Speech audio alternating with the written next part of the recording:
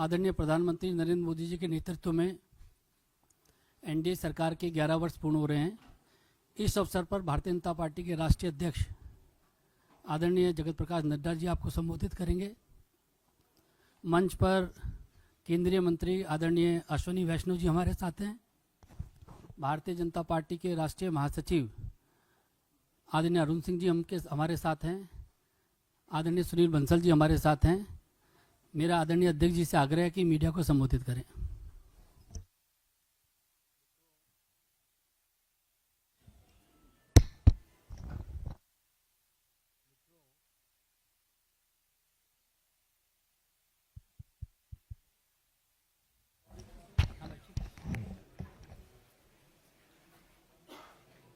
मित्रों, जैसा कि अभी अनिल बल्लू जी ने जो आपको बताया कि प्रधानमंत्री मोदी जी के नेतृत्व में हम 11 साल पूरे कर रहे हैं और उनके नेतृत्व में चलने वाला ये सरकार, उसके बारे में आज हम कोशिश करेंगे कि चर्चा करें, क्योंकि 10 साल 11 साल की अवधि को एक प्रेस कॉन्फ्रेंस में बांध देना ये बहुत ही कठिन काम है। लेकिन फिर भी जो विकसित भारत और विकसित भारत में अमृतकाल और अमृतकाल के लिए जो सेवा, सुशासन और गरीब कल्याण, इस पे जो समर्पित 11 साल प्रधानमंत्री मोदी जी के नेतृत्व में कार्य हुआ है, वह स्वर्ण अक्षरों में लिखे जाने वाला कार्य हुआ है। It should be written in golden words, in golden letters, क्योंकि जो काम हुआ है वह अकल्पनीय और अद्वितीय, और इस बात को हमको ध्यान में रखना चाहिए कि किस तरीके से प्रधानमंत्री मोदी जी ने देश की राजनीति की संस्कृति, पॉलिटिकल कल्चर, देश के राजनीतिक संस्कृति, पॉलिटिकल कल्चर को उन्होंने परिवर्तित किया है। देश 11 साल पहले तुष्टीकरण पर और तुष्टीकरण के साथ साथ समाज को खंडित करके अपनी कुर्सी को सेव करना, यह एक राजनीतिक संस्कृति का तरीका बन गया था। लेकिन प्रधानमंत्री मोदी जी के आने के बाद जब मैं कहता हूं कि he change the political culture of the country, तो politics of performance, responsive government, responsible government, एक जिम्मेवार सरकार, एक जवाबदेह सरकार, और इसके साथ साथ हम ये कहेंगे कि पॉलिटिक्स ऑफ रिपोर्ट कार्ड, यानी हम अकाउंटेबल गवर्नमेंट, जो हम काम कर रहे हैं उसको हम जनता के सामने अकाउंट करते हुए चीजों को रखें। ये नई संस्कृति पैदा हुई, और इसलिए मैं बड़े गर्व के साथ ये कह सकता हूं कि पिछले 11 साल में मोदी जी के नेतृत्व में चलने वाली सरकार ने भारत की राजनीति की संस्कृति को बदलकर न्यू नॉर्मल, न्यू ऑर्डर को स्थापित किया है। और यह सरकार एक असरदार सरकार है, इफेक्टिव गवर्नमेंट। यह सरकार दमदार सरकार है, और यह सरकार मजबूत फैसले लेने वाली सरकार है, आर्थिक अनुशासन लाने वाली सरकार है। पिछले 11 वर्षों में जो आर्थिक अनुशासन लाया गया, उसके लिए जो बोल्ड डिसीजंस लिए गए और उस समय जनता को साथ लेकर के किए गए, ये सारी बखूबियां हमको समझने की आवश्यकता है। ये जैसा मैंने कहा कि रिस्पॉन्सिबल सरकार है, रिस्पॉन्सिव सरकार है, पीपल लेड गवर्नमेंट, जनता को साथ लेकर के चलने वाली सरकार, और पीपल्स पार्टिसिपेशन, इसको भी हमने बखूबी देखा है।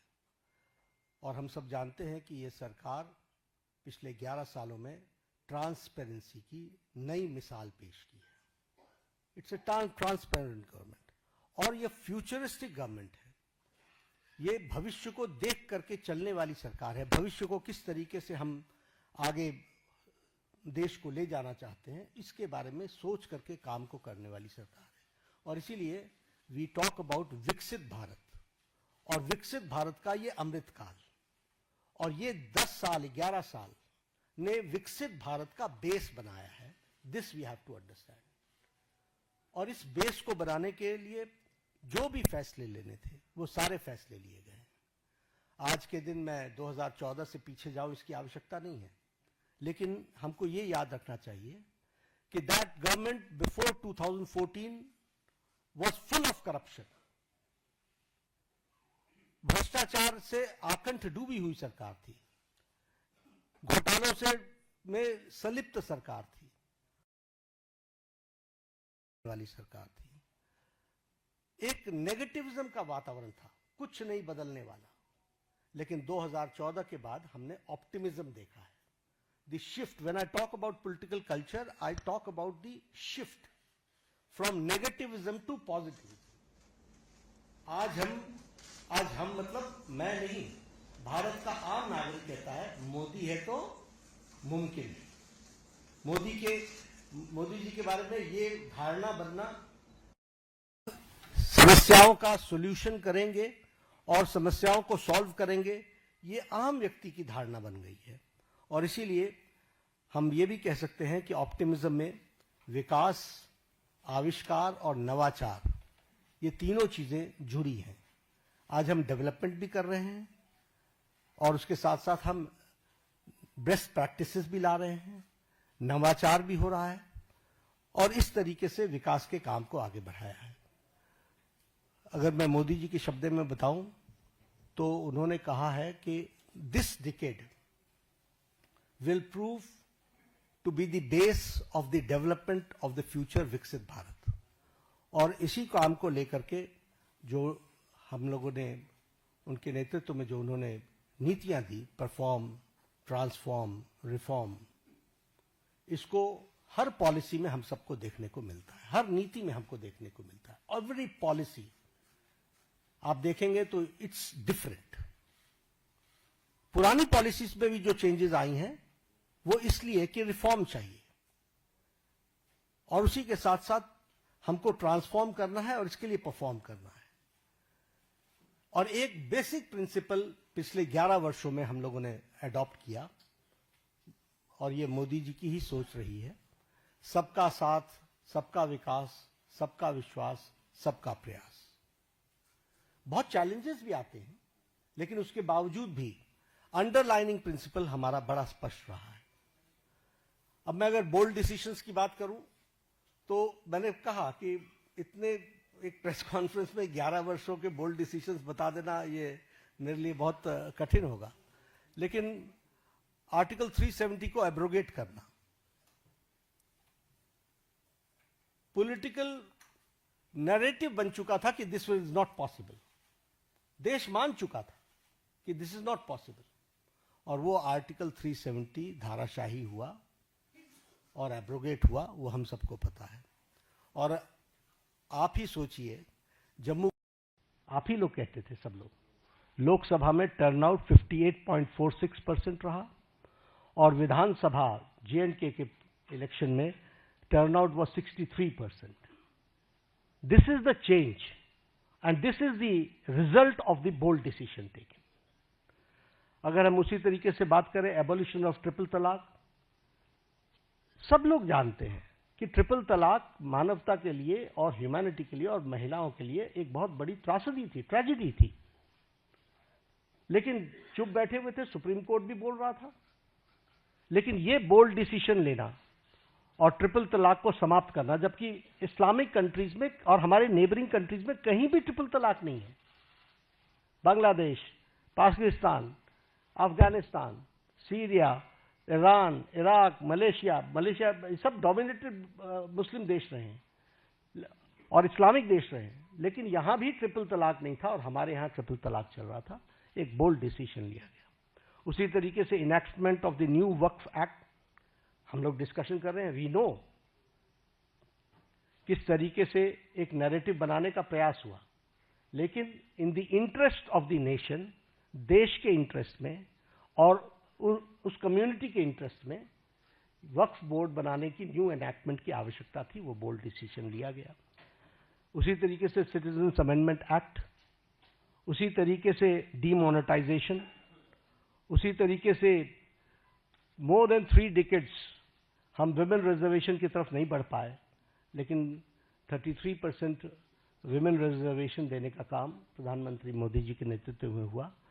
और उसी तरीके से अगर हम देखें इकोनॉमिक डिसिप्लिन के लिए, इकोनॉमिक डिसीजन में भी बहुत गहरी सोच के साथ जो आर्थिक जगत को बहुत तीव्र गति से आगे खड़ा कर सके, इसके लिए निर्णय लिए गए।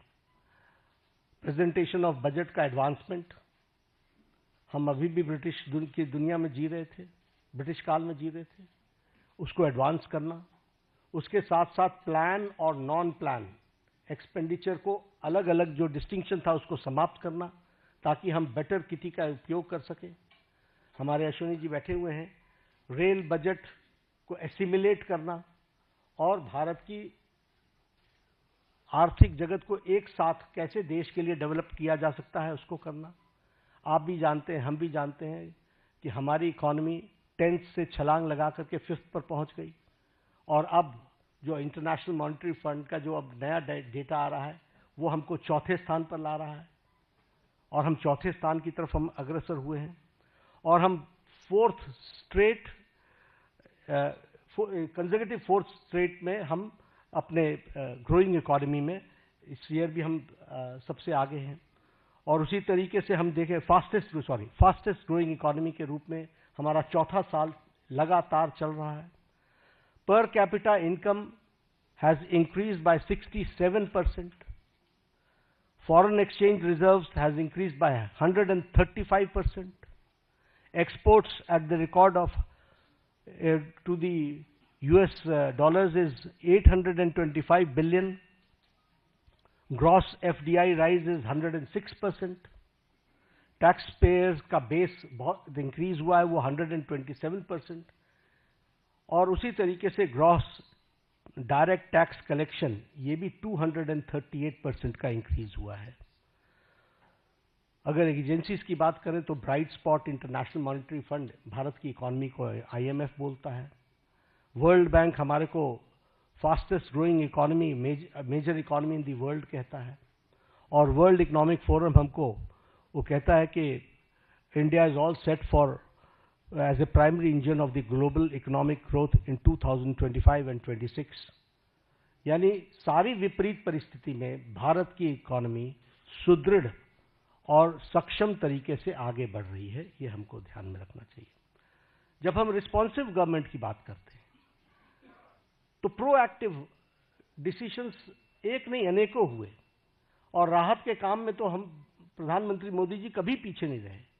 फिर चाहे बात ऑपरेशन गंगा की हो और सिटीजन्स को यूक्रेन से लाने की बात हो, प्रोएक्टिव होकर के किसी और देश ने अपने सिटीजन्स की चिंता नहीं की, लेकिन इंडिया ने, और इंडिया ही नहीं, इंडियंस के साथ साथ, इंडियन फ्लैग के साथ साथ कई दूसरे देश के लोग भी यूक्रेन से बाहर आए।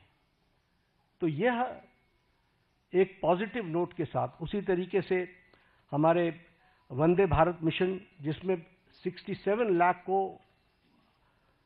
लोगों को कोविड के दौरान भारत वापस, स्वदेश भारत वापस लाने का काम हुआ है। ऑपरेशन देवी शक्ति में अफगानिस्तान से लोगों को वापस लाए। ऑपरेशन राहत में येमेन से हम लगभग 5000 जो हमारे इंडियन सिटीजन्स थे उनको लेकर के आए, और उनके साथ साथ 41 नेशंस के जो दूसरे सिटीजन्स भी फंसे हुए थे उनको भी, मोर देन 1000 उनको भी निकाल करके लेकर के आए। ऑपरेशन मैत्री में नेपाल में हम अर्थक्वेक में सबसे आगे रहे। We were the first to reach and land in Kathmandu, और हम लोगों ने राहत कार्य किया।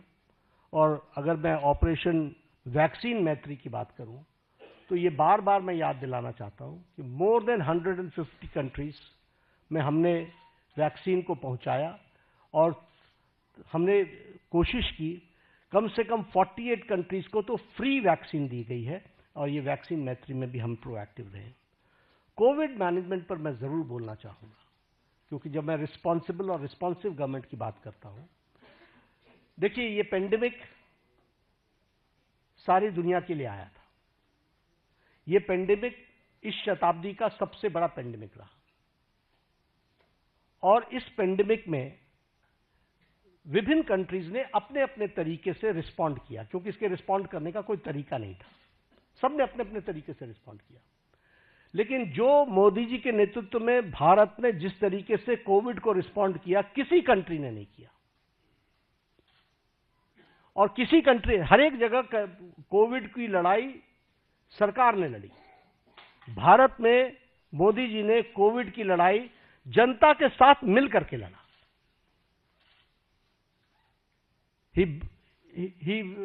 उन्होंने जनता को साथ लेकर के चलने का तय किया, और इसीलिए जनता कर्फ्यू। दूसरे देशों में लॉकडाउन के खिलाफ आंदोलन हो गए, वैक्सीनेशन न लेने के आंदोलन चले। लेकिन भारत अकेला देश है जिसने 220 crore double dose free of cost लगा करके world's largest and the fastest vaccination programme हुआ है। तो आप बताइए कि ये रिस्पॉन्सिबिलिटी और रिस्पॉन्सिव सरकार का किस तरीके से उसको पूरा करने का प्रयास हुआ है, ये मैं कोविड के बारे में जरूर बताना चाहूंगा।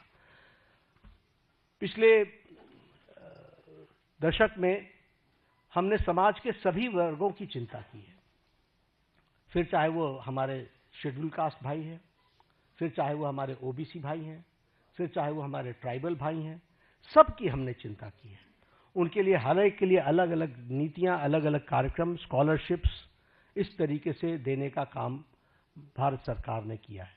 अब यहां पर मैं स्कीम्स गिनाना शुरू करूंगा तो एक घड़ी लग जाएगी, लेकिन all schemes dedicated to SC, ST और हमारे ओबीसी भाई, इनके लिए चिंता की गई।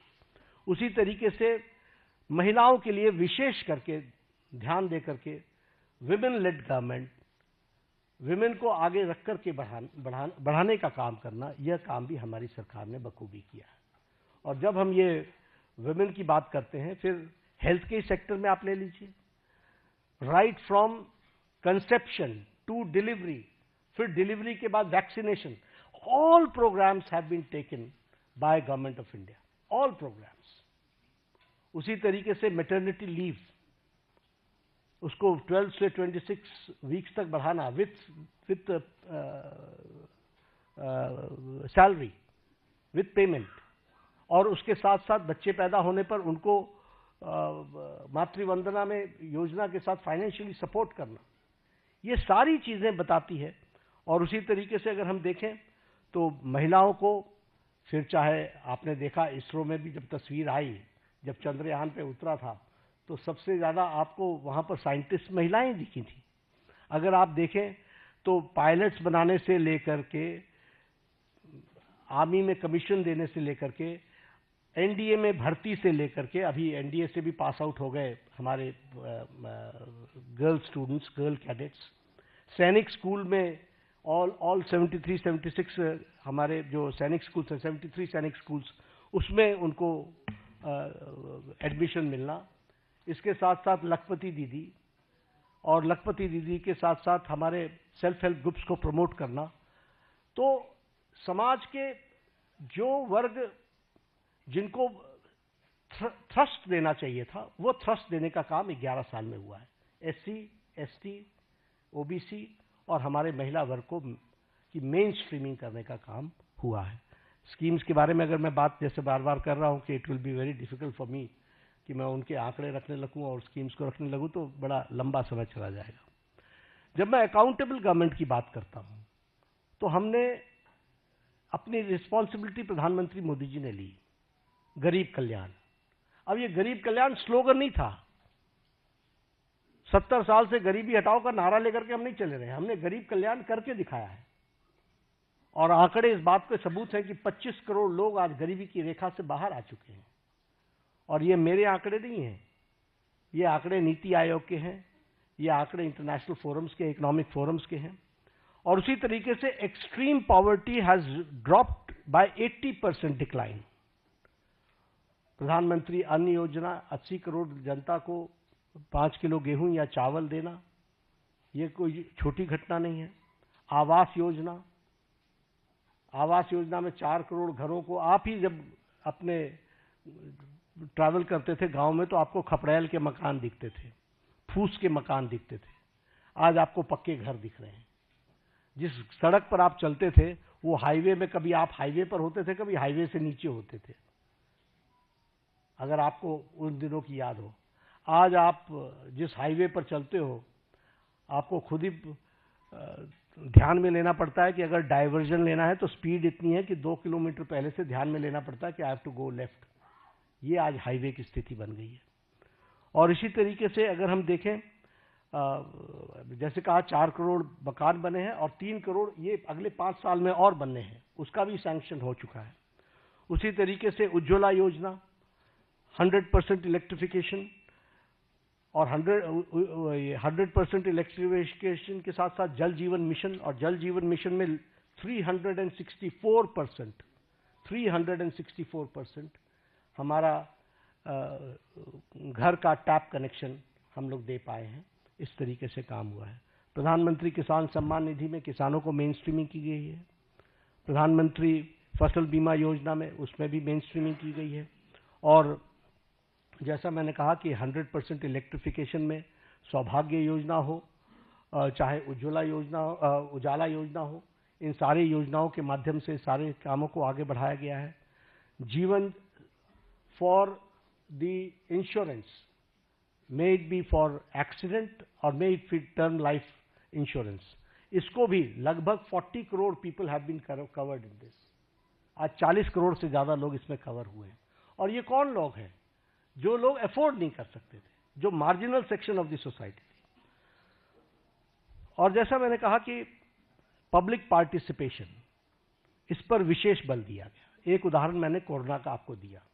कोरोना भारत सरकार के साथ साथ जनता ने लड़ा है, बाकी सब जगहों पर नहीं लड़ा है। बाकी सब जगहों पर स्ट्राइक्स हुई हैं। They have rejected the initiatives taken by government. Vaccination का भी हो चाहे लॉकडाउन का भी हो, हर एक मामले में उनको विरोध हुआ है। लेकिन यहां पर पीपल्स पार्टिसिपेशन, पीपल को साथ लेकर के चले। और अगर मैं बात करूं तो डीमोनेटाइजेशन की, मुझे याद है उस समय हमारे राजनीतिक दल लाभ उठाने के लिए किस तरीके से जनता को उकसा रहे थे। आप भूल गए होंगे, मैं भूलता नहीं, किस तरीके से जनता को उकसा रहे थे। लेकिन भारत का आम व्यक्ति बैंक के सामने घंटों खड़ा रहा, लेकिन he supported the demonetisation programme. This is people's participation. और ये मैं इसलिए बताना चाहता हूं कि लीडरशिप पर भरोसा होता है तो किस तरीके से जनता बिहेव करती है, this we have to understand. अगर मैं बात करूं न्यू एजुकेशन पॉलिसी की, यही देश है जहां एजुकेशन पॉलिसी को लेकर एजुकेशन की मिनिस्टर्स की कॉन्फ्रेंस एक साथ नहीं हो पाती थी। वहां आज हम एजुकेशन पॉलिसी पर एक साथ आ गए। क्यों? क्योंकि कंसल्टेशन इतना वाइड हुआ कि उस कंसल्टेशन के कारण सीमलेस तरीके से न्यू एजुकेशन पॉलिसी 2020 आई। हेल्थ पॉलिसी 2017 की, आपको पता ही नहीं चला कि नई हेल्थ पॉलिसी आ गई। आपको इसलिए नहीं पता चला क्योंकि कोई झगड़ा नहीं हुआ, कोई इश्यू क्रिएट नहीं हुआ, कोई ऐसी चीज नहीं आई। और कंसल्टेशन इतनी वाइड हुई और इतनी होलिस्टिक अप्रोच में हुई कि वह सब भी आप लोगों ने देखा है। स्वच्छ भारत अभियान, आपके ही आंकड़े बताते हैं कि one of the most successful programme. सिर्फ टॉयलेट्स बनाना ही नहीं, लेकिन हेल्थ के इंडिकेटर से भी ले तो हमको स्वच्छ भारत अभियान का सीधा सीधा फायदा दिखता हुआ नजर आता है। जब हम देखते हैं कि हमारे बच्चों के जो उनको जो प्रॉब्लम्स होती थी उसमें डिक्लाइन आ गया है, तो ये सारी बातें हमको जनता के सपोर्ट से मिली हैं। जब मैं ट्रांसपेरेंट गवर्नमेंट की बात करता हूं तो आपने देखा होगा डीबीटी का लगभग 130 टाइम्स ट्रांजैक्शन बढ़ गया है। और उसी तरीके से जैम ट्रिनिटी ने 3.9 लाख करोड़ की लीकेज को रोका है। और उसी तरीके से हमारे ट्रांसपेरेंट टैक्सेशन को और उसको भी हम लोगों ने लॉन्च किया ताकि ट्रांसपेरेंट टैक्सेशन का प्रोसेस को अडॉप्ट करे और कोई भी ऑनेस्ट टैक्स पेयर को उसका लाभ मिल सके।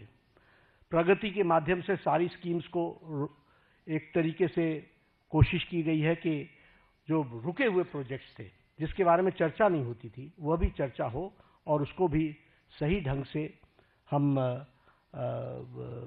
जनता के लिए समर्पित कर सके, इस बात का प्रयास हुआ है। कोऑपरेटिव फेडरलिज्म की अगर मैं बात करूं तो ये स्लोगन नहीं है, जीएसटी इज एन एग्जाम्पल, और ये बोल्ड डिसीजन का एक एग्जाम्पल है। आखिर जीएसटी के पीछे डेलिब्रेशंस तो सालों से चल रही थी, why it was not implemented, और इम्प्लीमेंटेशन में 17 टैक्सेस, 13 सेसेस, सरचार्जेस को सब्स्यूम किया गया है, और सभी स्टेट्स एक साथ एक प्लेटफॉर्म पर आए हैं, और आज tax collection 20.8 lakh crore a year हो चुका है। उसी तरीके से टैक्स डिवोल्यूशन को स्टेट्स को 283% बढ़ा है। हमारे स्टेट्स, आपको मालूम है कि राजनीतिक कारणों से कुछ लोग हमेशा चर्चा करते रहते हैं, स्टेट्स की अनदेखी हो रही है, स्टेट्स की अनदेखी हो रही है। The increase is 283% increase. और मैं बतौर हेल्थ मिनिस्टर कहता हूं कि जब भी कोई आता है, हम हमेशा सबको बोलते हैं, finance is not the problem, implementation is your problem. आप उसको इंप्लीमेंट करो, फाइनेंस की कोई प्रॉब्लम नहीं। और हम इसको करके दिखा रहे हैं। उसी तरीके से हमारी नीति आयोग की रेगुलर मीटिंग्स होना, चीफ मिनिस्टर्स का पार्टिसिपेट करना, कोरोना के दौरान 11 फॉर्मल मीटिंग्स हुई। इसलिए कोऑपरेटिव फेडरलिज्म में सबको साथ लेकर के चलने का मोदी जी का मन, और मोदी जी के द्वारा हमेशा उसको आगे बढ़ाने का काम किया गया है। और स्टेट्स को, और प्रधानमंत्री जी ने तो कई बार कहा है कि अगर देश को आगे बढ़ाना है तो हमको प्रदेशों को आगे बढ़ाना पड़ेगा। और ये एस्पिरेशनल डिस्ट्रिक्ट्स के लाने के कॉन्सेप्ट किसने दिया? ये मोदी जी ने दिया। ये स्टेट्स के ही तो डिस्ट्रिक्ट्स हैं जिनको मेन स्ट्रीमिंग करने का और उनको ताकत देने का काम किया जा रहा है। फ्यूचरिस्टिक गवर्नमेंट है, और फ्यूचरिस्टिक गवर्नमेंट अगर हम कहते हैं तो चाहे वो इंडिया का एआई मिशन हो, फिर चाहे वो हमारा स्कीम्स को आगे बढ़ाने का हो, चंद्रयान 3 हो, आदित्य L1 हो, या फिर गंगायान मिशन हो, ये सब देश को फ्यूचरिस्टिक दृष्टि से कैसे देख रहे हैं उसका एक जीता जागता तस्वीर है। और फ्यूचरिस्टिक गवर्नमेंट का सबसे बड़ा एग्जाम्पल है विकसित भारत की कल्पना को साकार करना। उसके लिए हम कटिबद्ध हैं, उसको हम आगे बढ़ा रहे हैं।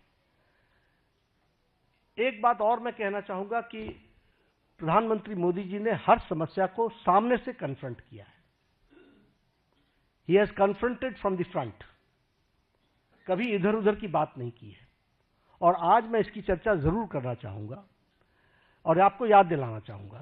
एग्जाम्पल्स मेरे पास बहुत है, लेकिन जब उरी की घटना घटी तो प्रधानमंत्री जी ने अपने भाषण में कहा था, इसका जवाब दिया जाएगा। For the first time a prime minister ने अपने दुश्मन को सीधा सीधा संकेत किया। यह पहली बार किसी प्रधानमंत्री ने किया। आप सब लोग इंटरनेशनल पॉलिटिक्स को समझते हैं, इसके वाक्य का अर्थ समझना चाहिए। और उसके बाद सर्जिकल स्ट्राइक हुआ। जब पुलवामा की घटना घटी तो आप शब्द याद कीजिए, प्रधानमंत्री ने कहा था कि तुमने बहुत बड़ी गलती कर दी है, इसका खमियाजा तुमको भुगतना पड़ेगा। और उसके बाद बालाकोट का एयर स्ट्राइक हुआ। इस बार बिहार में पटना में, सीवान था शायद, मधुबनी में उन्होंने क्या कहा? उन्होंने कहा कि तुम्हें कल्पना से भी बाहर जवाब दिया जाएगा। और आपको मालूम है कि उनके ठिकाने, टेररिस्टों के ठिकाने और उनके एयरबेस सारे के सारे ध्वस्त कर दिए गए, बियॉन्ड उनकी कल्पना से। तो और ये न्यू नॉर्मल बन गया है। This is the new normal.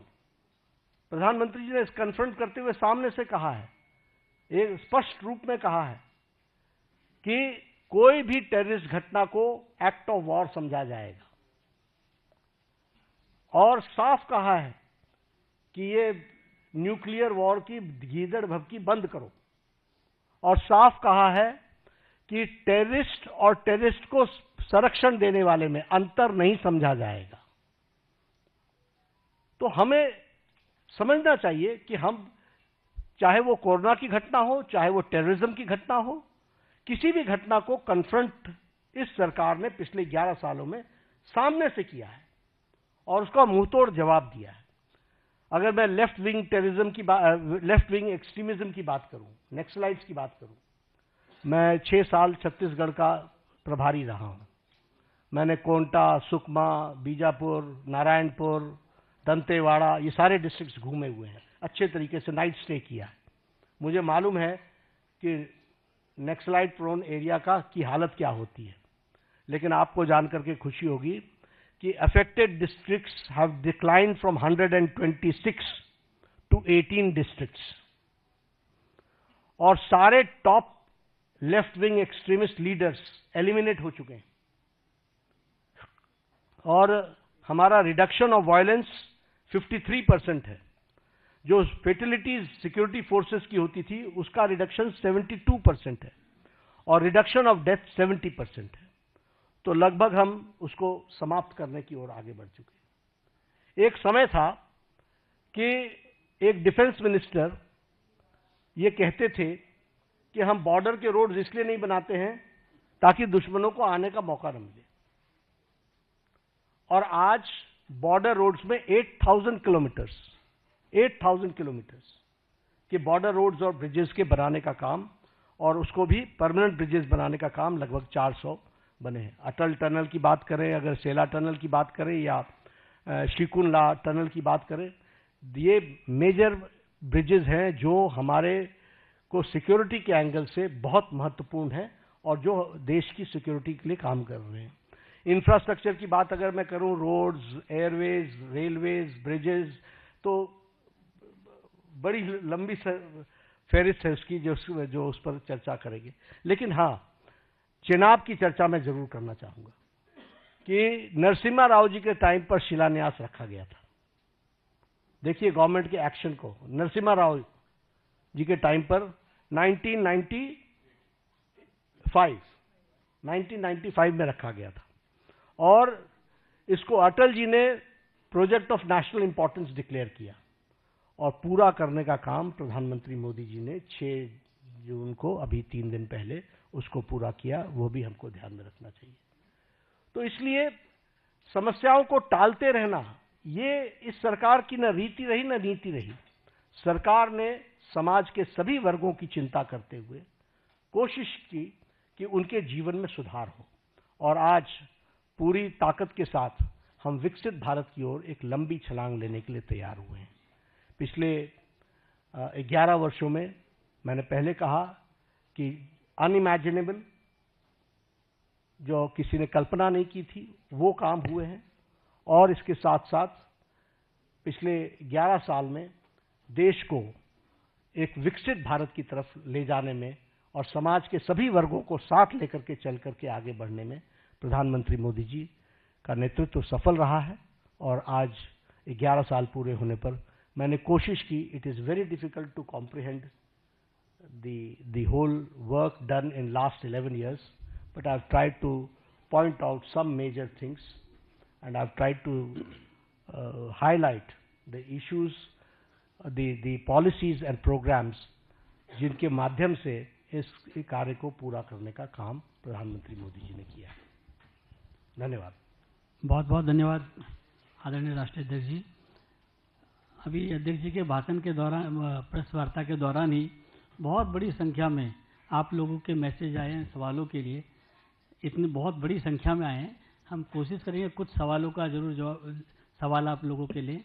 इसके एकदम बाद ही राष्ट्रीय अध्यक्ष जी को एक प्रदर्शनी का भी उद्घाटन करना, आप सब लोग उसमें भी आमंत्रित हैं, तो कुछ सवाल जरूर हम लोग कोशिश करेंगे कि आप लोगों के लिए।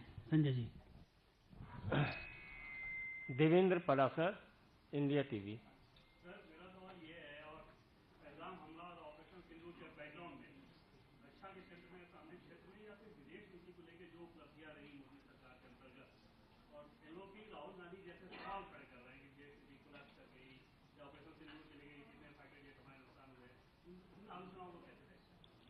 देखिए, मैं यही इसी तरीके से देखता हूं कि भगवान उनको सद्बुद्धि दे, क्योंकि उनका उद्देश्य कम से कम समझना बड़ा मुश्किल है। ऑल पार्टी मीटिंग में आते हैं तो कहते हैं हम देश के साथ खड़े हैं, बाहर जाते हैं तो प्रश्न खड़े करते हैं, और प्रश्न भी वो खड़े करते हैं जो बेबुनियाद है। इसलिए इस तरीके का नैरेटिव बनाने का काम मैं सिर्फ यही कह सकता हूं कि एक गैर जिम्मेदाराना विपक्ष की भूमिका वो अदा कर रहे हैं। रामनारायण श्रीवास्तव।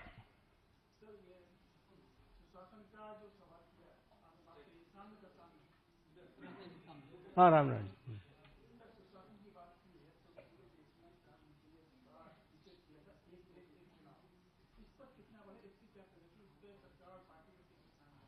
देखिए, पार्टी सक्रिय है और पार्टी एक्टिवेटेड है। जनता में जनमानस बने, इसके बारे में चर्चा हो, ये पीपल्स मूवमेंट भी बने और इनैक्टमेंट भी हो, हम कमिटेड हैं। नीरज पांडे।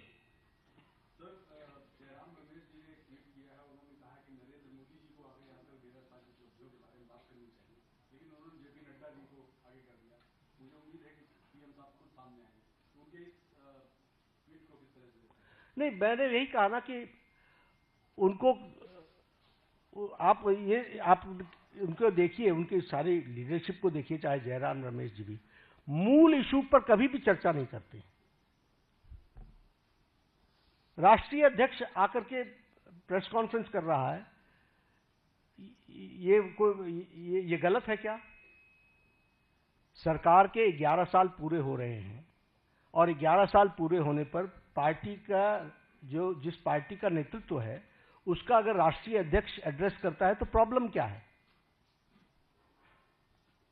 और जितना प्रधानमंत्री जी जनता से कन्वर्स करते हैं उतना तो शायद जयराम जी अपनी जिंदगी में किसी से बातचीत नहीं की होगी।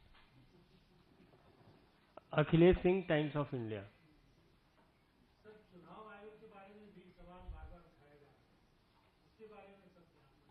नहीं, देखिए, मैंने फिर कहा कि शब्द ही गैर जिम्मेदाराना है। आप हिमाचल जीत लेते हो, कर्नाटक जीत लेते हो, तब आपको कोई तकलीफ नहीं होती। आप जब चुनाव हार जाते हो तो ये तो बचपन में सुना था ना कि जब जीतने लगो तो हम बहुत अच्छे क्रिकेटर और हारने लगो तो अंपायर गलत है। तो ये कोई तरीका थोड़ी ना है, सोचने का भी कोई तरीका नहीं है। और मैं सच बताता हूं, I am very serious about it. आप देखिए, उन्होंने 4 बार प्रेस कॉन्फ्रेंस किया, चारों में चारों अलग अलग आंकड़े हैं, इतने वोट जुड़ गए, इतने वोट जुड़ गए, हर बार आंकड़े अलग अलग हैं। तो जो इतने कैजुअल अप्रोच के साथ इतनी बड़ी संस्था को अटैक करते हो, कांग्रेस पार्टी को सोचना चाहिए कि उनका नेतृत्व कैसा है, क्या कर रहा है, क्या सोच रहा है, उसके बारे में वो सोचे। बिल्कुल जुड़ा हुआ नाम है। तो मैं तो इतना ही कहूंगा कि मैं ऑपोजिशन में रहा हूं। ऑपोजिशन को किस तरीके से सरकार में आना होता है, इसके तरीके अलग होते हैं। Akhilesh Sharma, India, NDTV.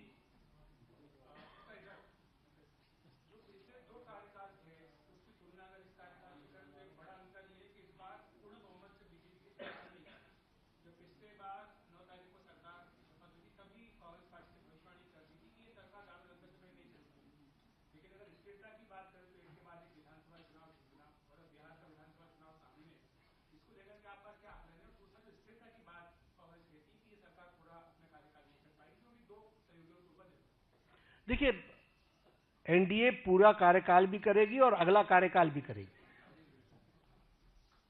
आप उस पर चिंता ना करें। दिक्कत यह है कि जिन लोगों को तकलीफ है वो तो हमेशा इस तरीके की बातचीत करते रहेंगे। उनको कोई देश आगे बढ़े, राष्ट्र आगे बढ़े, इसकी कितनी चिंता है, ये प्रश्नवाचक चिन्ह है। लेकिन इसकी चिंता है कि मेरी पार्टी कैसे आए, हम कैसे आए, तो ये उनका स्वाभाविक तरीका है, वो स्वाभाविक रूप से इस तरीके के षड्यंत्र रचने की कोशिश करते रहेंगे। हमारी सरकार मजबूत है और यह 5 साल भी और इसके अगले 5 साल भी पूरे अच्छे से चलेगी। बहुत बहुत धन्यवाद। मित्रों, क्षमा प्रार्थी हूँ।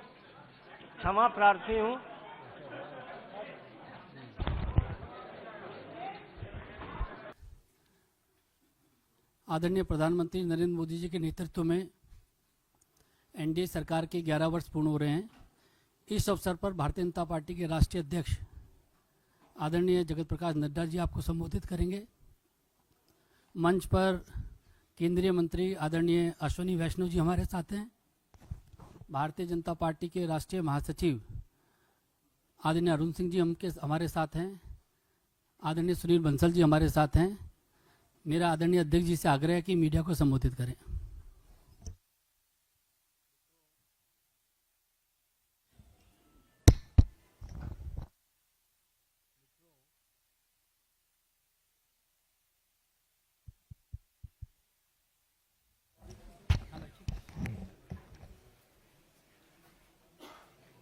मित्रों, जैसा कि अभी अनिल बल्लू जी ने जो आपको बताया कि प्रधानमंत्री मोदी जी के नेतृत्व में हम 11 साल पूरे कर रहे हैं और उनके नेतृत्व में चलने वाला ये सरकार, उसके बारे में आज हम कोशिश करेंगे कि चर्चा करें, क्योंकि 10 साल 11 साल की अवधि को एक प्रेस कॉन्फ्रेंस में बांध देना ये बहुत ही कठिन काम है। लेकिन फिर भी जो विकसित भारत में अमृतकाल और अमृतकाल के लिए जो सेवा, सुशासन और गरीब कल्याण, इस पे जो समर्पित 11 साल प्रधानमंत्री मोदी जी के नेतृत्व में कार्य हुआ है, वह स्वर्ण अक्षरों में लिखे जाने वाला कार्य हुआ है। It should be written in golden words, in golden letters, क्योंकि जो काम हुआ है वह अकल्पनीय और अद्वितीय, और इस बात को हमको ध्यान में रखना चाहिए कि किस तरीके से प्रधानमंत्री मोदी जी ने देश की राजनीति की संस्कृति, पॉलिटिकल कल्चर, देश के राजनीतिक संस्कृति, पॉलिटिकल कल्चर को उन्होंने परिवर्तित किया है। देश 11 साल पहले तुष्टीकरण पर और तुष्टीकरण के साथ साथ समाज को खंडित करके अपनी कुर्सी को सेव करना, यह एक राजनीतिक संस्कृति का तरीका बन गया था। लेकिन प्रधानमंत्री मोदी जी के आने के बाद, जब मैं कहता हूं कि he change the political culture of the country, तो politics of performance, responsive government, responsible government, एक जिम्मेवार सरकार, एक जवाबदेह सरकार, और इसके साथ साथ हम ये कहेंगे कि पॉलिटिक्स ऑफ रिपोर्ट कार्ड, यानी हम अकाउंटेबल गवर्नमेंट, जो हम काम कर रहे हैं उसको हम जनता के सामने अकाउंट करते हुए चीजों को रखें। ये नई संस्कृति पैदा हुई, और इसलिए मैं बड़े गर्व के साथ ये कह सकता हूं कि पिछले 11 साल में मोदी जी के नेतृत्व में चलने वाली सरकार ने भारत की राजनीति की संस्कृति को बदलकर न्यू नॉर्मल, न्यू ऑर्डर को स्थापित किया है। और यह सरकार एक असरदार सरकार है, इफेक्टिव गवर्नमेंट। यह सरकार दमदार सरकार है, और यह सरकार मजबूत फैसले लेने वाली सरकार है, आर्थिक अनुशासन लाने वाली सरकार है।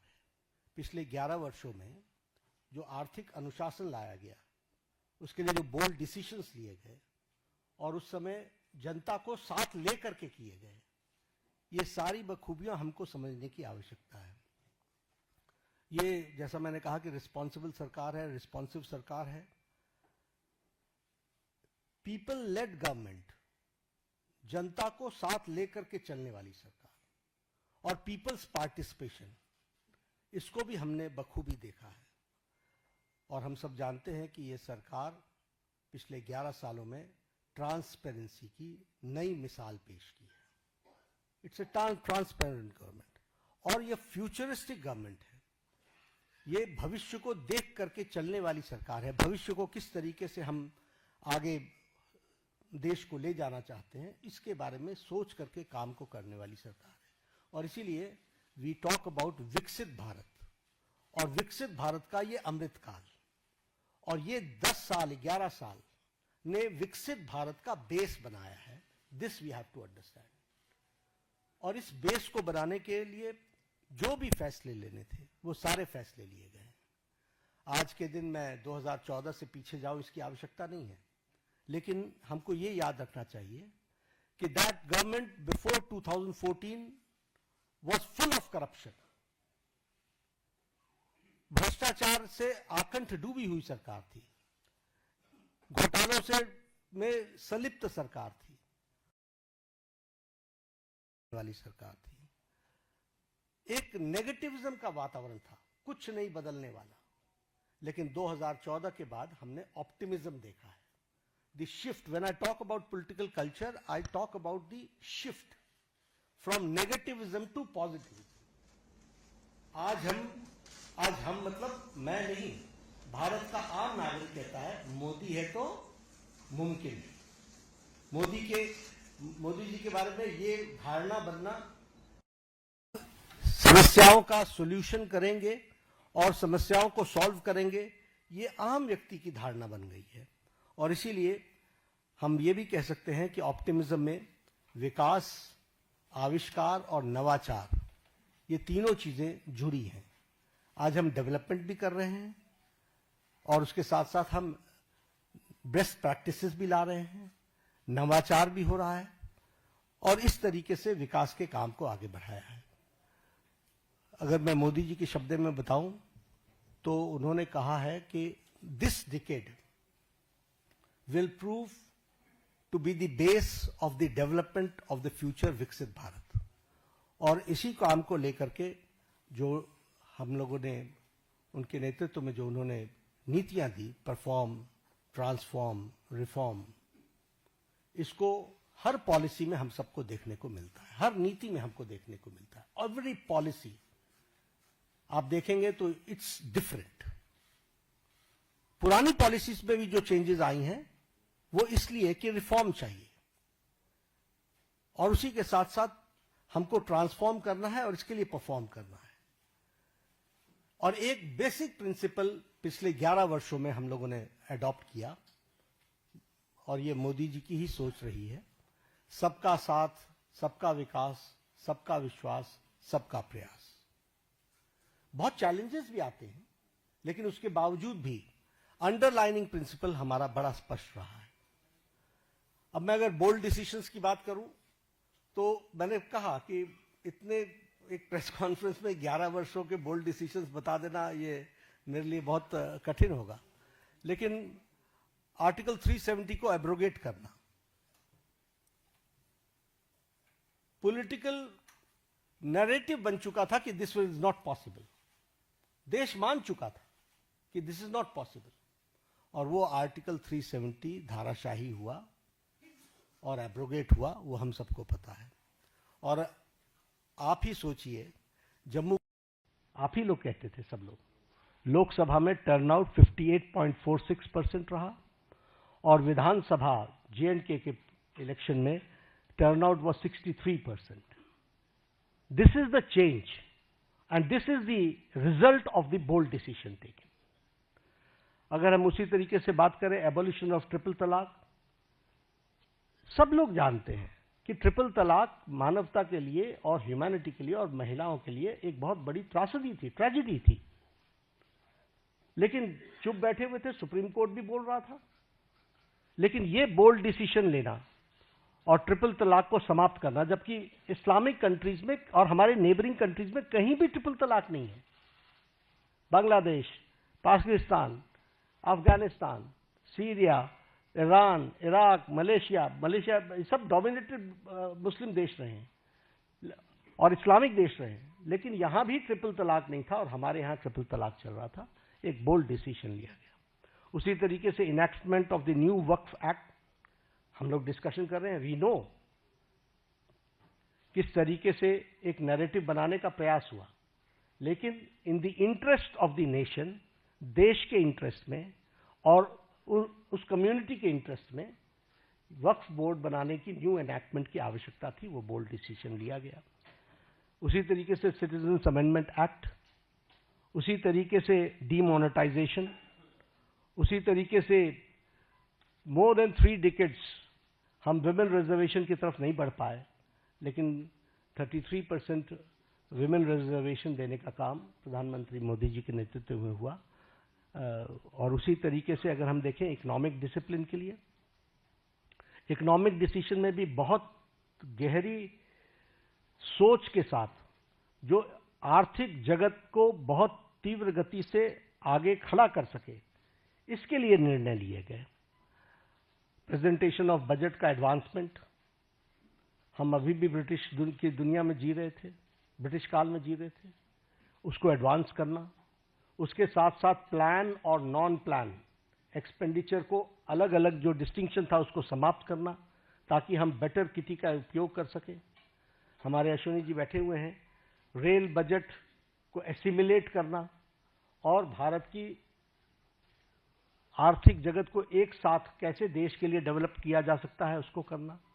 आप भी जानते हैं, हम भी जानते हैं कि हमारी इकोनॉमी 10th से छलांग लगा करके 5th पर पहुंच गई, और अब जो इंटरनेशनल मॉनेटरी फंड का जो अब नया डेटा आ रहा है वो हमको 4थे स्थान पर ला रहा है, और हम 4थे स्थान की तरफ हम अग्रसर हुए हैं। और हम 4th straight consecutive 4th straight में हम अपने ग्रोइंग इकोनॉमी में इस ईयर भी हम सबसे आगे हैं। और उसी तरीके से हम देखें फास्टेस्ट ग्रोइंग इकोनॉमी के रूप में हमारा 4था साल लगातार चल रहा है। Per capita income has increased by 67%. Foreign exchange reserves has increased by 135%. Exports at the record of to the US dollars is 825 billion. Gross FDI rise is 106%. Taxpayers का बेस बहुत इंक्रीज हुआ है, वो 127%. और उसी तरीके से ग्रॉस डायरेक्ट टैक्स कलेक्शन ये भी 238% का इंक्रीज हुआ है। अगर एजेंसीज की बात करें तो bright spot international monetary fund Bharat की इकोनॉमी को IMF बोलता है। वर्ल्ड बैंक हमारे को fastest growing economy, major economy in the world कहता है। और वर्ल्ड इकोनॉमिक फोरम हमको वो कहता है कि India is all set for as a primary engine of the global economic growth in 2025 and 26. यानी सारी विपरीत परिस्थिति में भारत की इकोनॉमी सुदृढ़ और सक्षम तरीके से आगे बढ़ रही है, ये हमको ध्यान में रखना चाहिए। जब हम रिस्पॉन्सिव गवर्नमेंट की बात करते हैं तो प्रोएक्टिव डिसीजंस एक नहीं अनेकों हुए, और राहत के काम में तो हम प्रधानमंत्री मोदी जी कभी पीछे नहीं रहे। फिर चाहे बात ऑपरेशन गंगा की हो और सिटीजन्स को यूक्रेन से लाने की बात हो, प्रोएक्टिव होकर के किसी और देश ने अपने सिटीजन्स की चिंता नहीं की, लेकिन इंडिया ने, और इंडिया ही नहीं, इंडियंस के साथ साथ, इंडियन फ्लैग के साथ साथ कई दूसरे देश के लोग भी यूक्रेन से बाहर आए। तो यह एक पॉजिटिव नोट के साथ, उसी तरीके से हमारे वंदे भारत मिशन जिसमें 67 लाख को लोगों को कोविड के दौरान भारत वापस, स्वदेश भारत वापस लाने का काम हुआ है। ऑपरेशन देवी शक्ति में अफगानिस्तान से लोगों को वापस लाए। ऑपरेशन राहत में येमेन से हम लगभग 5000 जो हमारे इंडियन सिटीजन्स थे उनको लेकर के आए, और उनके साथ साथ 41 नेशंस के जो दूसरे सिटीजन्स भी फंसे हुए थे उनको भी, मोर देन 1000 उनको भी निकाल करके लेकर के आए। ऑपरेशन मैत्री में नेपाल में हम अर्थक्वेक में सबसे आगे रहे। We were the first to reach and land in Kathmandu, और हम लोगों ने राहत कार्य किया। और अगर मैं ऑपरेशन वैक्सीन मैत्री की बात करूं तो ये बार बार मैं याद दिलाना चाहता हूं कि मोर देन 150 कंट्रीज में हमने वैक्सीन को पहुंचाया, और हमने कोशिश की कम से कम 48 कंट्रीज को तो फ्री वैक्सीन दी गई है, और ये वैक्सीन मैत्री में भी हम प्रोएक्टिव रहे। कोविड मैनेजमेंट पर मैं जरूर बोलना चाहूंगा, क्योंकि जब मैं रिस्पॉन्सिबल और रिस्पॉन्सिव गवर्नमेंट की बात करता हूं, देखिए ये पेंडेमिक सारी दुनिया के लिए आया था।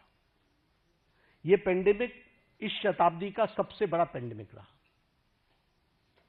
और इस पेंडेमिक में विभिन्न कंट्रीज ने अपने अपने तरीके से रिस्पॉन्ड किया, क्योंकि इसके रिस्पॉन्ड करने का कोई तरीका नहीं था। सबने अपने अपने तरीके से रिस्पॉन्ड किया। लेकिन जो मोदी जी के नेतृत्व में भारत ने जिस तरीके से कोविड को रिस्पॉन्ड किया, किसी कंट्री ने नहीं किया। और किसी कंट्री, हर एक जगह कोविड की लड़ाई सरकार ने लड़ी। भारत में मोदी जी ने कोविड की लड़ाई जनता के साथ मिलकर के लड़ा। उन्होंने जनता को साथ लेकर के चलने का तय किया, और इसीलिए जनता कर्फ्यू। दूसरे देशों में लॉकडाउन के खिलाफ आंदोलन हो गए, वैक्सीनेशन न लेने के आंदोलन चले, लेकिन भारत अकेला देश है जिसने 220 crore double dose free of cost लगा करके world's largest and the fastest vaccination programme हुआ है। तो आप बताइए कि ये रिस्पॉन्सिबिलिटी और रिस्पॉन्सिव सरकार का किस तरीके से उसको पूरा करने का प्रयास हुआ है, ये मैं कोविड के बारे में जरूर बताना चाहूंगा। पिछले दशक में हमने समाज के सभी वर्गों की चिंता की है, फिर चाहे वो हमारे शेड्यूल कास्ट भाई हैं, फिर चाहे वो हमारे ओबीसी भाई हैं, फिर चाहे वो हमारे ट्राइबल भाई हैं, सबकी हमने चिंता की है। उनके लिए हर एक के लिए अलग अलग नीतियां, अलग अलग कार्यक्रम, स्कॉलरशिप्स इस तरीके से देने का काम भारत सरकार ने किया है। अब यहां पर मैं स्कीम्स गिनाना शुरू करूंगा तो एक घड़ी लग जाएगी, लेकिन all schemes dedicated to SC, ST और हमारे ओबीसी भाई, इनके लिए चिंता की गई। उसी तरीके से महिलाओं के लिए विशेष करके ध्यान दे करके विमेन लेड गवर्नमेंट, विमेन को आगे रख करके बढ़ाने का काम करना, यह काम भी हमारी सरकार ने बखूबी किया है। और जब हम ये विमेन की बात करते हैं, फिर हेल्थ के सेक्टर में आप ले लीजिए, right from conception to delivery, फिर डिलीवरी के बाद vaccination, all programmes have been taken by government of India, all programmes. उसी तरीके से मैटरनिटी लीव, उसको 12 से 26 वीक्स तक बढ़ाना विथ सैलरी, विथ पेमेंट, और उसके साथ साथ बच्चे पैदा होने पर उनको मातृवंदना में योजना के साथ फाइनेंशियली सपोर्ट करना, ये सारी चीजें बताती है। और उसी तरीके से अगर हम देखें तो महिलाओं को, फिर चाहे आपने देखा इसरो में भी जब तस्वीर आई, जब चंद्रयान पे उतरा था, तो सबसे ज्यादा आपको वहां पर साइंटिस्ट महिलाएं दिखी थी।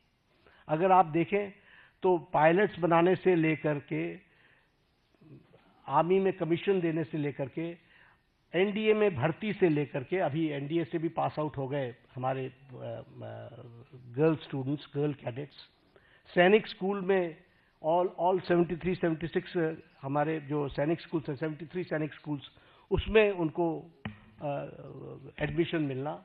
इसके साथ साथ लखपति दीदी, और लखपति दीदी के साथ साथ हमारे सेल्फ हेल्प ग्रुप्स को प्रमोट करना।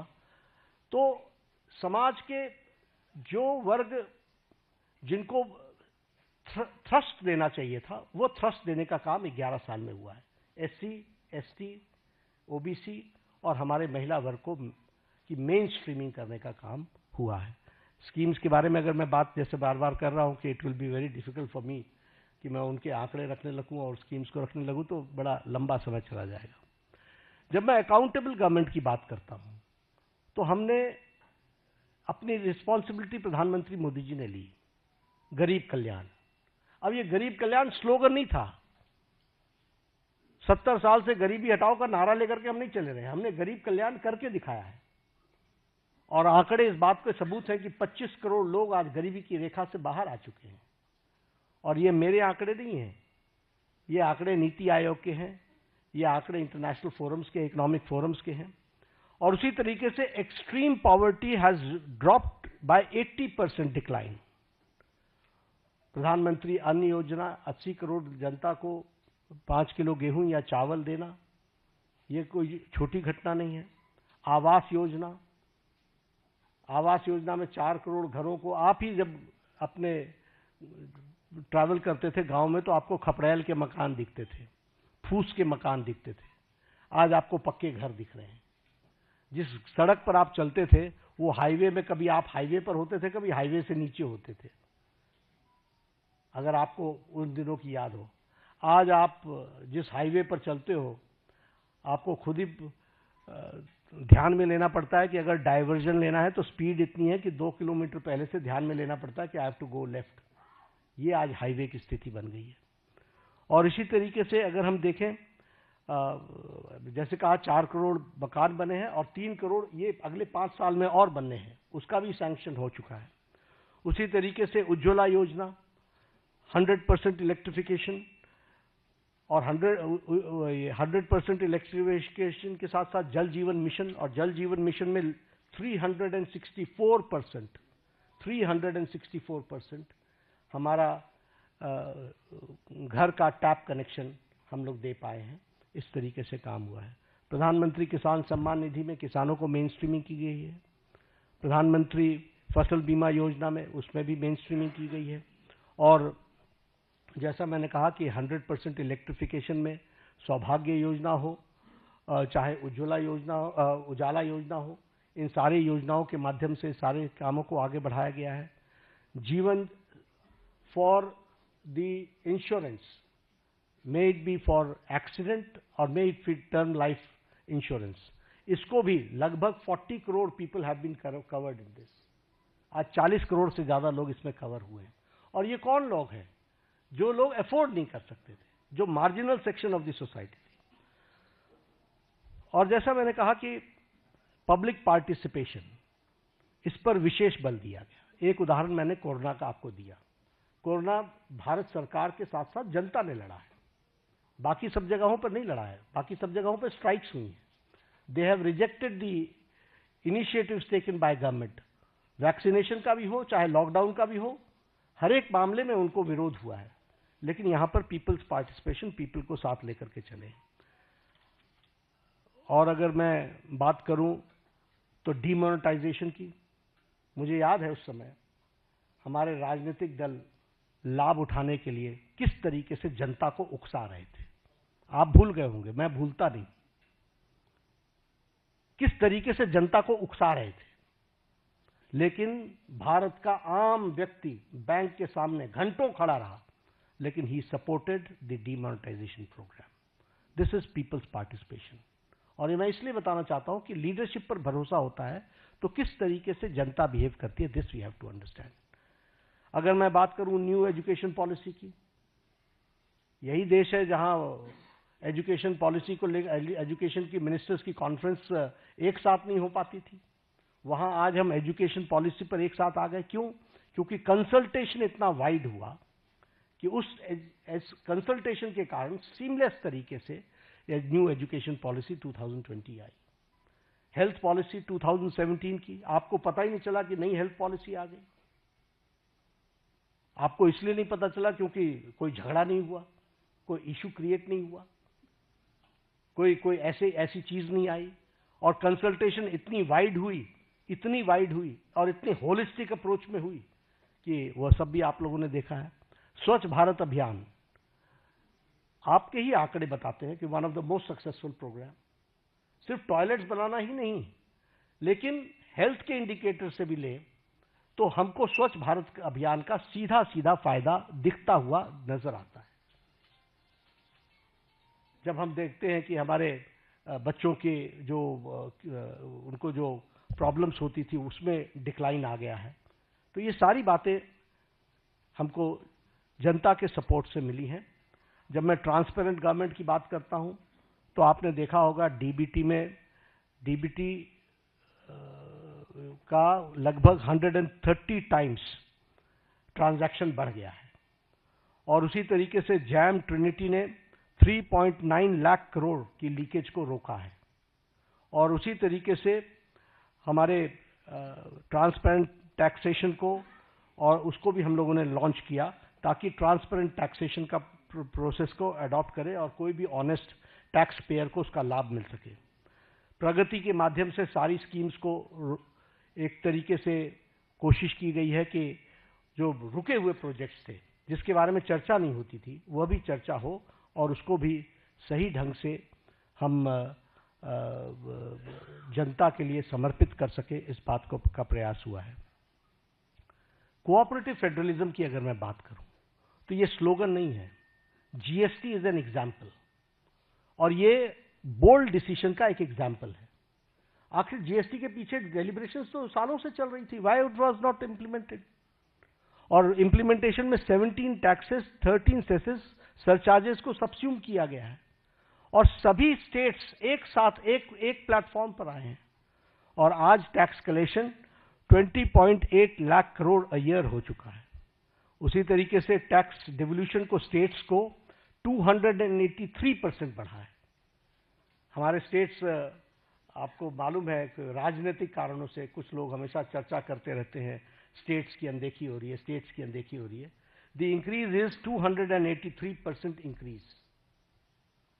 और मैं बतौर हेल्थ मिनिस्टर कहता हूं कि जब भी कोई आता है हम हमेशा सबको बोलते हैं finance is not the problem, implementation is your problem. आप उसको इंप्लीमेंट करो, फाइनेंस की कोई प्रॉब्लम नहीं। और इसको हम करके दिखा रहे हैं। उसी तरीके से हमारी नीति आयोग की रेगुलर मीटिंग्स होना, चीफ मिनिस्टर्स का पार्टिसिपेट करना, कोरोना के दौरान 11 फॉर्मल मीटिंग्स हुई। इसलिए कोऑपरेटिव फेडरलिज्म में सबको साथ लेकर के चलने का मोदी जी का मन और मोदी जी के द्वारा हमेशा उसको आगे बढ़ाने का काम किया गया है। और स्टेट्स को, और प्रधानमंत्री जी ने तो कई बार कहा है कि अगर देश को आगे बढ़ाना है तो हमको प्रदेशों को आगे बढ़ाना पड़ेगा। और ये एस्पिरेशनल डिस्ट्रिक्ट्स के लाने के कॉन्सेप्ट किसने दिया? ये मोदी जी ने दिया। ये स्टेट्स के ही तो डिस्ट्रिक्ट्स हैं जिनको मेन स्ट्रीमिंग करने का और उनको ताकत देने का काम किया जा रहा है। फ्यूचरिस्टिक गवर्नमेंट है।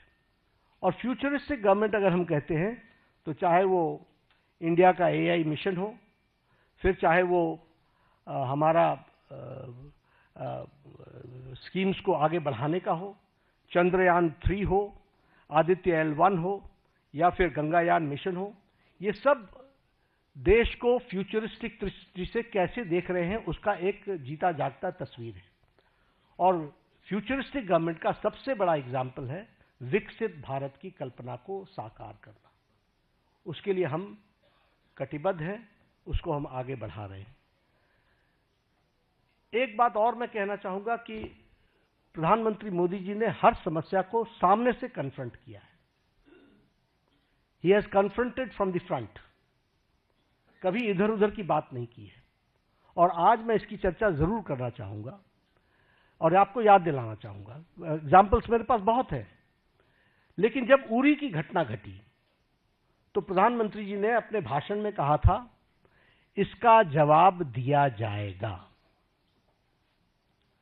For the first time a prime minister ने अपने दुश्मन को सीधा सीधा संकेत किया। यह पहली बार किसी प्रधानमंत्री ने किया। आप सब लोग इंटरनेशनल पॉलिटिक्स को समझते हैं, इसके वाक्य का अर्थ समझना चाहिए। और उसके बाद सर्जिकल स्ट्राइक हुआ।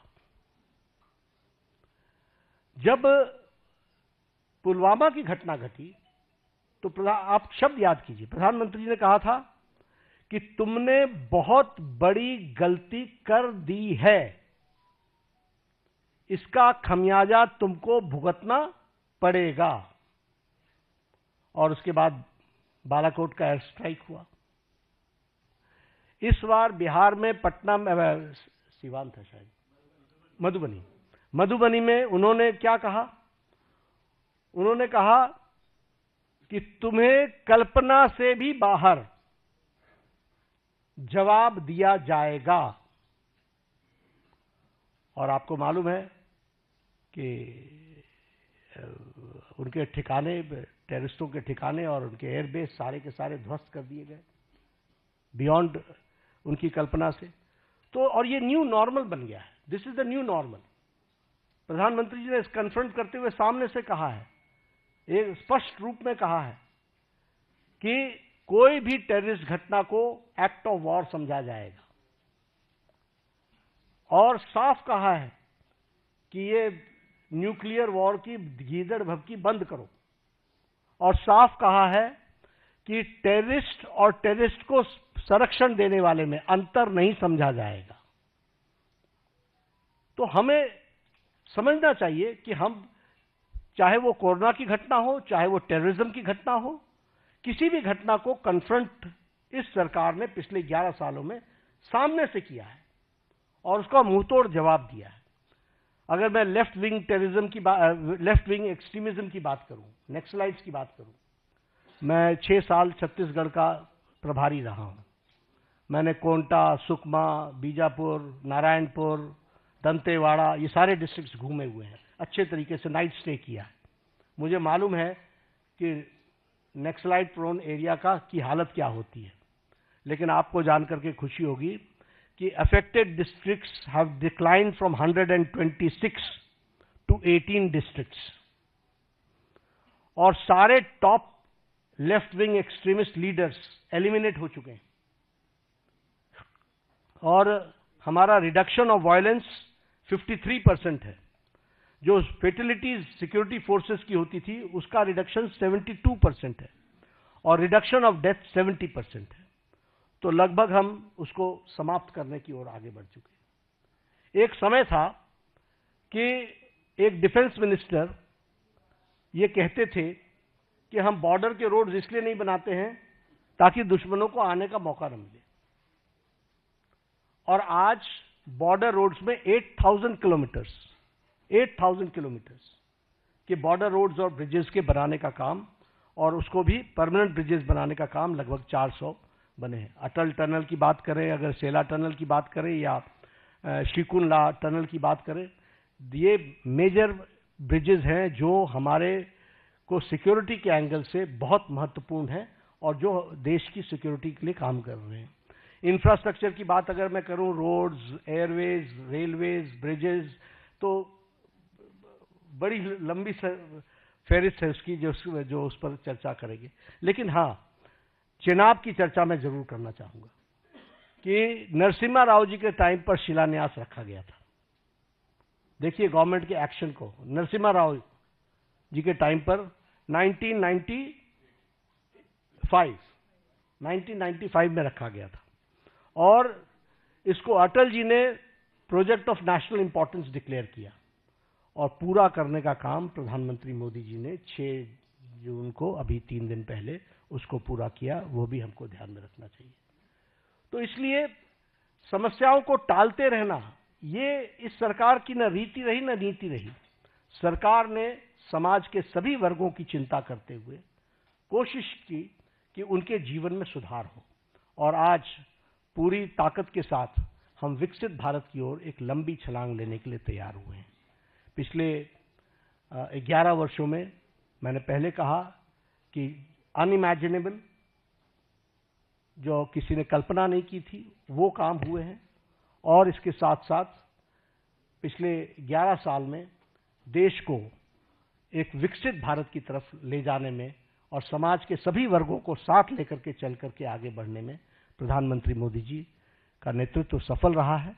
और आज 11 साल पूरे होने पर मैंने कोशिश की, it is very difficult to comprehend the whole work done in last 11 years, but I've tried to point out some major things, and I've tried to highlight the issues, the policies and programs जिनके माध्यम से इस कार्य को पूरा करने का काम प्रधानमंत्री मोदी जी ने किया है। धन्यवाद। बहुत बहुत धन्यवाद आदरणीय राष्ट्रीय अध्यक्ष जी। अभी अध्यक्ष जी के भाषण के दौरान, प्रेस वार्ता के दौरान ही बहुत बड़ी संख्या में आप लोगों के मैसेज आए हैं सवालों के लिए। इतनी बहुत बड़ी संख्या में आए हैं। हम कोशिश करेंगे कुछ सवालों का जरूर जवाब, सवाल आप लोगों के लिए। इसके एकदम बाद ही राष्ट्रीय अध्यक्ष जी को एक प्रदर्शनी का भी उद्घाटन करना, आप सब लोग उसमें भी आमंत्रित हैं। तो कुछ सवाल जरूर हम लोग कोशिश करेंगे कि आप लोगों के लिए। संजय जी। Devendra Palasar, India TV.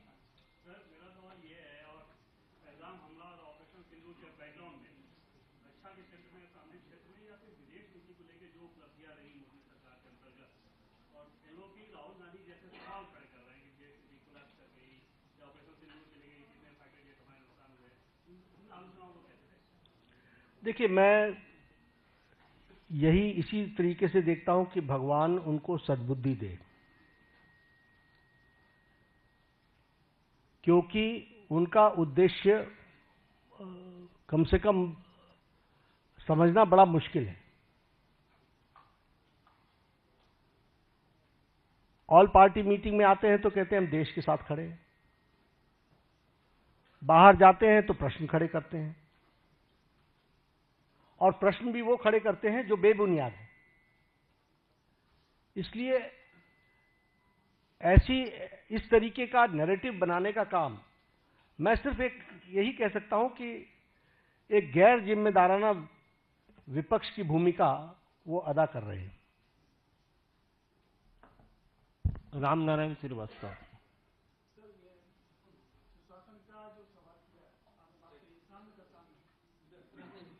हाँ, रामनारायण।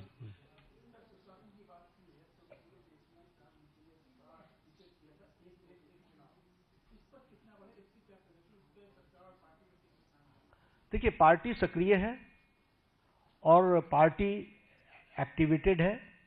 जनता में जनमानस बने, इसके बारे में चर्चा हो, ये पीपल्स मूवमेंट भी बने और इनैक्टमेंट भी हो, हम कमिटेड हैं। नीरज पांडे।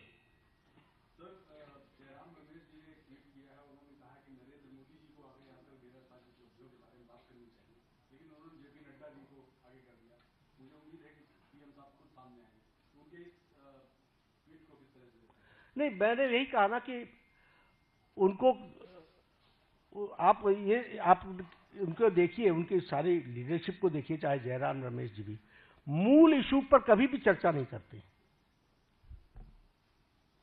राष्ट्रीय अध्यक्ष आकर के प्रेस कॉन्फ्रेंस कर रहा है, ये गलत है क्या?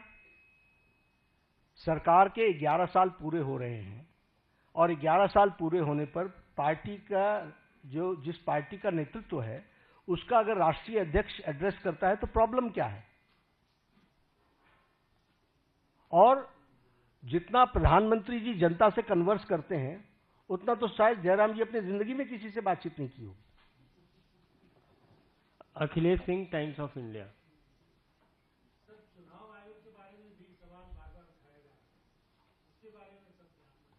नहीं, देखिए, मैंने फिर कहा कि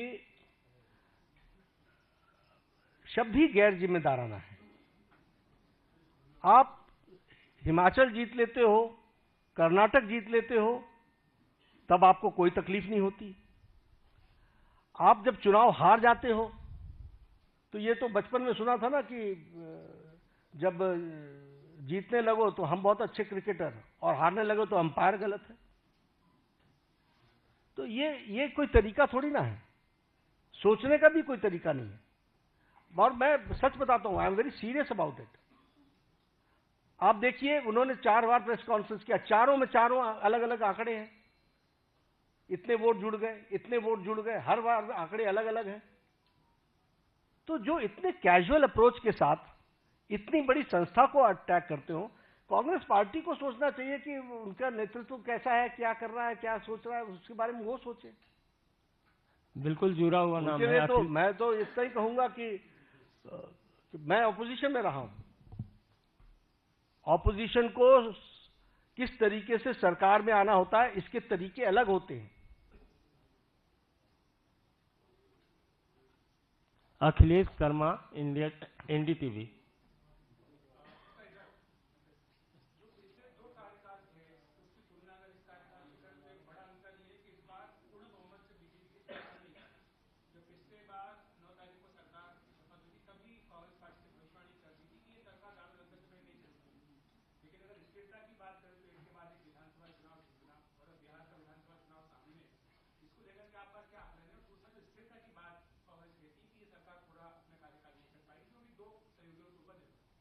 देखिए, एनडीए पूरा कार्यकाल भी करेगी और अगला कार्यकाल भी करेगी, आप उस पर चिंता ना करें। दिक्कत यह है कि जिन लोगों को तकलीफ है वो तो हमेशा इस तरीके की बातचीत करते रहेंगे। उनको कोई देश आगे बढ़े, राष्ट्र आगे बढ़े, इसकी कितनी चिंता है ये प्रश्नवाचक चिन्ह है, लेकिन इसकी चिंता है कि मेरी पार्टी कैसे आए, हम कैसे आए। तो ये उनका स्वाभाविक तरीका है, वो स्वाभाविक रूप से इस तरीके के षड्यंत्र रचने की कोशिश करते रहेंगे। हमारी सरकार मजबूत है और यह 5 साल भी और इसके अगले 5 साल भी पूरे अच्छे से चलेगी। बहुत बहुत धन्यवाद। मित्रों क्षमा प्रार्थी हूँ